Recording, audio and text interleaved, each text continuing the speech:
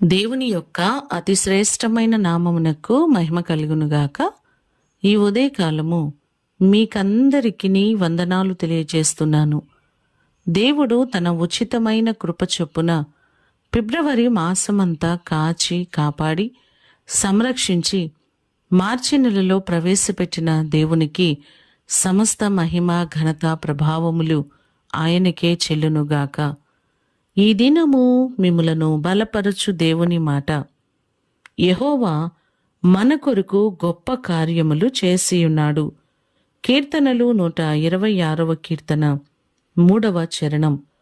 మన దేవుడు ఇప్పటి వరకు ఎన్నో కార్యాలు మనందరి జీవితాల్లో చేస్తూ ఉన్నారు. ఊహించని మేలులతో ఆయన మనలను తృప్తిపరుస్తున్నారు. ఇప్పటి వరకు కాచి కాపాడి ఇంతవరకు సంరక్షించిన దేవుడు ముందున్న నెలంతా కూడా ఆయన తన రెక్కల నీడలో మిమ్మలందరినీ కాచి దాచి అనేకమైన గొప్ప కార్యములను మీ జీవితంలో జరిగించునుగాక. ప్రార్థన చేసుకుందాం. సకల ఆశీర్వాదములకు కారణభూతుడవైన మా ప్రేమ కలిగిన పరలోకపు తండ్రి, మీ ప్రశస్తమైన పాదములకు వందనాలు ప్రభువా. గత నెలంతా కాచి కాపాడి మీరు తోడుగా ఉన్న విధానమును బట్టి వందనాలు.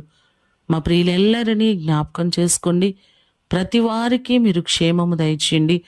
ఈ మార్చి నెలంతా కూడా మీ రెక్కల నీడలో ప్రతి వారిని భద్రపరచండి.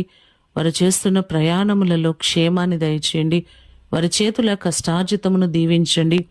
అలాగే ఈ నెలలో పరీక్షలు రాయబోతున్న బిడ్డలున్నారు ప్రభువా. ప్రతి వారిని మీరు ఆశీర్వదించి వారికి మంచి జ్ఞానమును మీరు కలుగ చేయండి.